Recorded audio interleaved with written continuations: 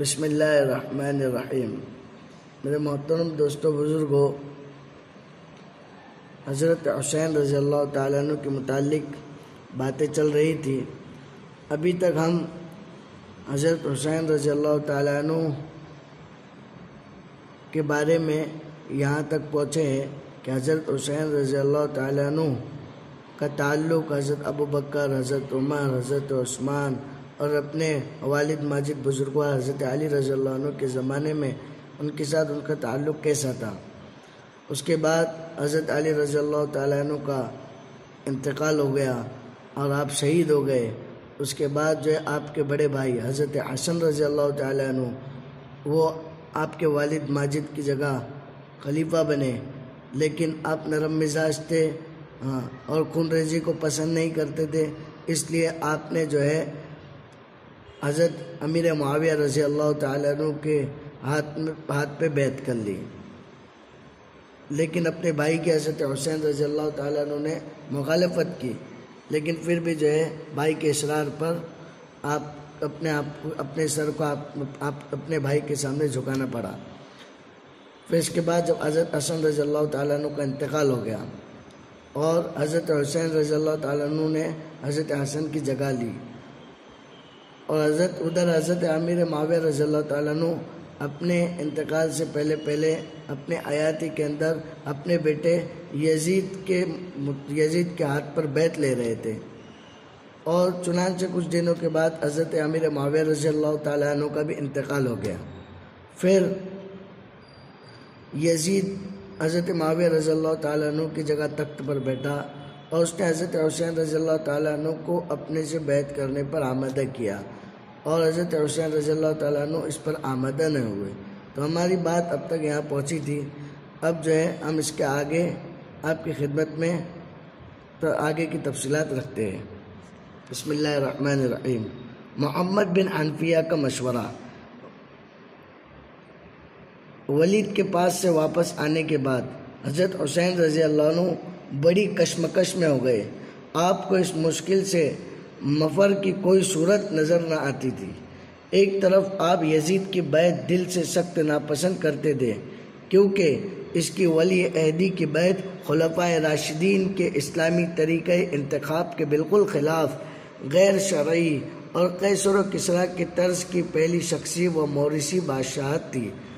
دوسرے جمہور امت کے خلاف بھی نہیں چاہتے تھے، چنانچہ ولید سے فرما دیا کہ تمام اہل مدینہ سے بیعت کر لیں گے تو مجھے بھی کوئی عذر نہ ہوگا۔ تیسرے اہل عراق خود آپ کو خلیفہ بنانا چاہتے تھے، اور آپ کے پاس اس مضمون کے بہت سے خطوط آ چکے تھے کہ آپ ظالم حکومت کے مقابلے میں خلافت قبول کیجئے۔ ان تمام حالات نے آپ کو بڑی کشمکش میں مبتلا کر دیا۔ جس دن حضرت حسین رضی اللہ عنہ ولید سے ملے تھے، اس کے دوسرے دن عبداللہ بن زبیر رضی اللہ عنہ مدینے سے مکہ نکل گئے، اور دن بھر ولید اور ان کا عملہ ان کی تلاش میں سرگردہ رہا۔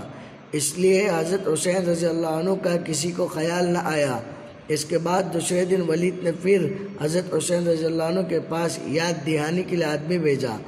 آپ نے ایک دن کی مہلت مانگی، ولید نے اسے بھی منظور کر لیا۔ اس کے بعد حسین رضی اللہ عنہ کوئی فیصلہ نہ کر سکے، اور اسی کشمکش اور پریشانی میں اپنے اہل و عیال اور عزیز و اقربا کو لے کر رات کو نکل کھڑے ہوئے، لیکن ابھی تک یہ بھی نہیں طے کیا تھا کہ مدینے سے نکل کر جائے تو کدھر جائیں۔ محمد بن حنفیہ نے مشورہ دیا کہ اس وقت آپ یزید کی بیعت اور کسی مخصوص شہر کے ارادے سے جہاں تک ہو سکے الگ رہیے، اور ان لوگوں کو خود اپنی خلافت کی دعوت دیجیے۔ اگر وہ لوگ بیعت کر لیں تو خدا کا شکر ادا کرنا چاہیے، اگر کسی دوسرے شخص پر لوگوں کا اجتماع ہو جائے تو اس سے آپ کے اوصاف و کمالات اور فضائل میں کوئی کمی نہ آئے گی۔ مجھے خوف ہے کہ اگر آپ اس پر شور زمانے میں کسی مخصوص شہر اور مخصوص جماعت کے پاس جانے کا ارادہ کریں گے تو ان میں اختلاف پیدا ہو جائے گا۔ ایک فریق آپ کی حمایت کرے گا، دوسرا مخالفت، پھر یہ دونوں آپس میں لڑیں گے اور آپ ان کے نیزوں کا پہلا نشانہ بنیں گے۔ اس طرح اس امت کا معزز ترین اور شریف ترین شخص جس کا ذاتی نسبی شرف میں کوئی مقابل نہیں، انہیں حضرت حسین رضی اللہ عنہ کے متعلق کہا جا رہا ہے، سب سے زیادہ ذلیل اور پست، اور اس کا خون سب سے زیادہ ارزا ہو جائے گا، ارزا یعنی سستا ہو جائے گا۔ یہ مشورہ سن کر حضرت حسین رضی اللہ عنہ نے پوچھا، پھر میں کہاں جاؤں؟ محمد بن عنفیہ نے کہا، مکہ، اگر وہاں آپ کو اطمینان حاصل ہو جائے تو کوئی نہ کوئی راہ نکل آئے گی، اور اگر وہاں بھی اطمینان حاصل نہ ہو تو کسی اور ریگستان اور پہاڑی علاقے میں نکل جائیے، اور اس وقت تک برابر ایک شہر سے دوسرے شہر منتقل ہوتے رہیے جب تک ملک کا کوئی فیصلہ ہو جائے۔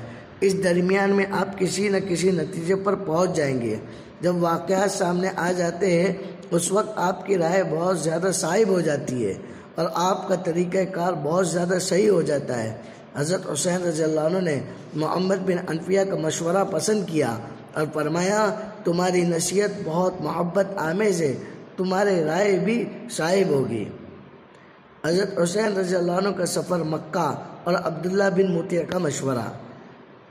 اس وقت مدینہ بہت پرآشوب ہو رہا تھا۔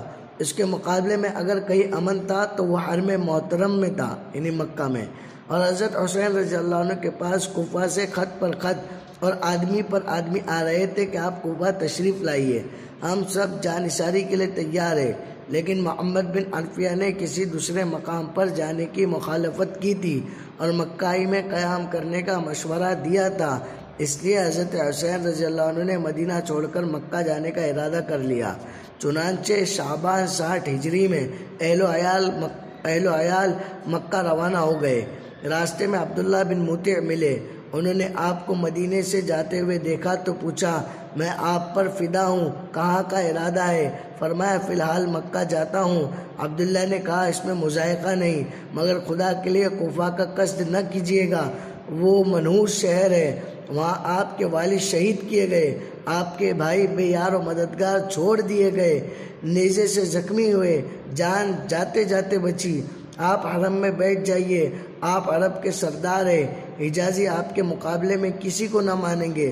حرم میں بیٹھ کر اطمینان کے ساتھ لوگوں کو اپنی طرف مائل کیجیے، میرے چچا اور ماموں آپ پر فدا ہو، آپ حرم کو ہرگز نہ چھوڑیے گا، اگر نصیب دشمنا آپ پر کوئی آج آئی تو ہم سب غلام بنا ڈالے جائیں گے۔ تحقیق حال کے لیے مسلم بن عقیل کی کوفہ روانگی اور راہ کی شدائد۔ یعنی حضرت حسین رضی اللہ تعالیٰ عنہ ابھی مدینہ سے جو ہے مکہ کا سفر کرنے کے لیے نکلے، کیونکہ انہوں نے وہاں ولید کو یہ بات کہی تھی کہ جب سارے لوگ جو ہے ساری عوام یزید کے ہاتھ پر بیعت کریں گی تو میں بھی جو ہے کر لوں گا، لیکن آپ دل سے یزید کے ہاتھ پر بیعت کرنا نہیں چاہتے تھے، تو اس لیے پریشان تھے کیا کیا جائے۔ تو ان کے جو چھوٹے بھائی تھے محمد بن عنفیہ، انہوں نے مشورہ دیا کہ آپ جو ہے مکہ کی طرف سفر کریں، اس کے علاوہ کسی اور شہر کی طرف سفر نہ کیجیے گا، کیونکہ ہو سکتا ہے آپ کی جان کو خطرہ ہو، اور مکہ میں آپ کے ماننے والے ہیں، آپ کو پہچاننے والے ہیں، آپ کی مدد کرنے والے ہیں، اس لیے آپ مکہ کا سفر کیجیے۔ اس کے بعد حضرت حسین جو ہے مدینہ سے نکلے اور مکہ پہنچے۔ اب مکہ پہنچ گئے تو اس کے بعد مکہ پہنچنے کے بعد حضرت حسین رضی اللہ تعالیٰ عنہ نے حالات معلوم کرنے کے لیے، کوفہ کے حالات معلوم کرنے کے لیے اپنے چچزاد بھائی مسلم بن عقیل کو وہاں کے کوفہ کے حالات معلوم کرنے کے لیے بھیجا۔ اب آگے سنیے۔ مکہ پہنچنے کے بعد حضرت حسین رضی اللہ عنہ نے شعب ابی طالب، یہ وہی گھاٹی ہے جس میں آغاز اسلام میں قریش نے حضرت صلی اللہ علیہ وسلم اور آپ کے ساتھ آپ کے حامیوں اور ہوا خواہوں کو تبلیغ اسلام کے جرم میں نظر بند کیا تھا، اس میں قیام فرمایا۔ آپ کی آمد کی خبر سن کر لوگ جوک در جوک زیارت کرنے کے لیے آنے لگے اور کوفیوں کے بلاوے کے خطوط کا تانتا بند گیا۔ عمائد کوفہ کے وفود نے آ کر عرض کی کہ آپ جلد سے جلد کوفہ تشریف لے چلیے، وہاں کی مسند خلافت آپ کے لیے خالی ہے اور ہماری گردنیں آپ کے لیے حاضر ہے۔ حضرت حسین رضی اللہ عنہ نے یہ اشتیاق سن کر فرمایا، میں تمہاری محبت اور ہمدردی کا شکر گزار ہوں، لیکن فی الحال نہیں جا سکتا، پہلے اپنے بھائی مسلم بن عقیل کو بھیجتا ہوں، یہ وہاں کے حالات کا اندازہ لگا کر مجھے اطلاع دیں گے۔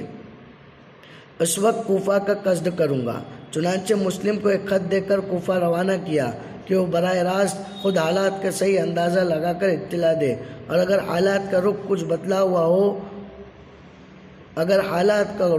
بدلا ہوا دیکھیں تو لوٹ آئے۔ چنانچہ مسلم 2 آدمیوں کو لے کر کوفہ روانہ ہو گئے۔ راستے میں بڑی دشواریاں پیش آئی۔ پانی کی قلت کی وجہ سے دونوں آدمی ہلاک ہو گئے۔ مسلم نے کوفہ کے قریب پہنچ کر حضرت حسین کو خط لکھا کہ میں ان دشواریوں کے ساتھ یہاں تک پہنچا ہوں، بہتر ہی ہوتا کہ یہ خدمت کسی دوسرے کے سپرد کر دی جاتی، لیکن امام نے جواب میں لکھا کہ تمہاری کمزوری ہے، ہمت نہ ہارو۔ اس لیے مسلم کو چار و ناچار کوفہ میں داخل ہونا پڑا۔ کوفہ والے چشم برا ہی تھے، یعنی انتظار ہی میں تھے۔ مسلم کو ہاتھوں ہاتھ لیا اور ان کے پہنچتے ہی کوفہ میں اعلانیہ مخالفت شروع ہو گئی۔ یزید کو مسلم کے پہنچنے کی اطلاع اور حسین رضی اللہ عنہ کے بصری قاصد کا قتل۔ مسلم رضی اللہ عنہ کے کوفہ پہنچنے کے بعد حکومت شام کے جاسوسوں نے پایہ تخت دمشق اطلاع بھیجی کہ حسین رضی اللہ تعالیٰ عنہ کی طرف سے مسلم رضی اللہ عنہ بیعت لینے کے لیے کوفہ آ گئے۔ اگر سلطنت کی بقا منظور ہے تو فوراً اس کا تدارک ضروری ہے، یعنی اس کو روکنا ضروری ہے۔ اس اطلاع پر دوبارہ دمشق سے عبید اللہ بن زیاد کے نام تاکیدی حکم آیا کہ تم فوراً کوفہ جا کر مسلم کو خارج البلد کر دو، یعنی شہر سے نکال دو، اور اگر وہ اس میں مزاحمت کرے تو قتل کر دو۔ ابن زیاد کو بصرہ میں یہ فرمان ملا، اور اتفاق سے اسی دن حضرت حسین کا ایک اور قاصد اہل بصرہ کے نام بھی آپ کا خط لے کر آیا تھا۔ بصرہ والوں کو یزید کے فرمان کا علم ہو چکا تھا، اس لیے انہوں نے اس قاصد کو چھپا دیا، مگر ابن زیاد کے خسر کو اس کا علم ہو گیا تھا، خسر یعنی سسر، اور اس نے ابن زیاد کو خبر کر دی۔ ابن زیاد نے اس وقت قاصد کو گرفتار کر کے قتل کرا دیا اور جامع بصرہ میں تقریر کی کہ امیر المومنین نے مجھے بصرہ کے ساتھ کوفہ کی حکومت بھی مرحمت فرمائی ہے، اس لیے میں وہاں جا رہا ہوں۔ میری عدم موجودگی میں میرا بھائی عثمان میری نیابت کرے گا، یعنی میرا نائب ہوگا۔ تم لوگوں کو اختلاف اور شورش سے بچنا چاہیے۔ یاد رکھو جس کے متعلق مجھے ان میں حصہ لینے کی اطلاع ملے گی، اس کو اور اس کے عامی دونوں کو قتل کر ڈالوں گا، اور قریب اور بعید اور گنہگاروں نہ کردہ گناہ سب کو ایک گھاٹ اتار دوں گا، تاکہ کہ تم لوگ راہ راست پر آ جاؤ۔ میرا فرض سمجھانا تھا، اسے میں نے پورا کر دیا، اب میں بری الذمہ ہوں۔ کوفہ میں ابن زیاد کا درود اور پہلی تقریر۔ اس تحدید آمیز تقریر کے بعد ابن زیاد بصرہ سے کوفہ روانہ ہو گیا۔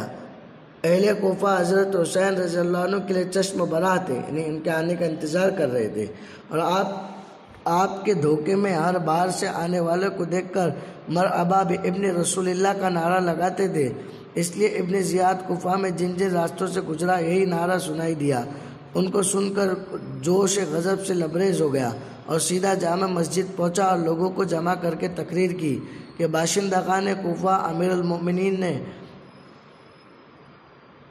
المومنین نے مجھے تمہارے شہر کا حاکم بنا کر بھیجا ہے، اور مظلوم کے ساتھ انصاف اور مطیع اور منقاد کے ساتھ احسان اور نافرمان اور باغی کے ساتھ سختی کا حکم دیا۔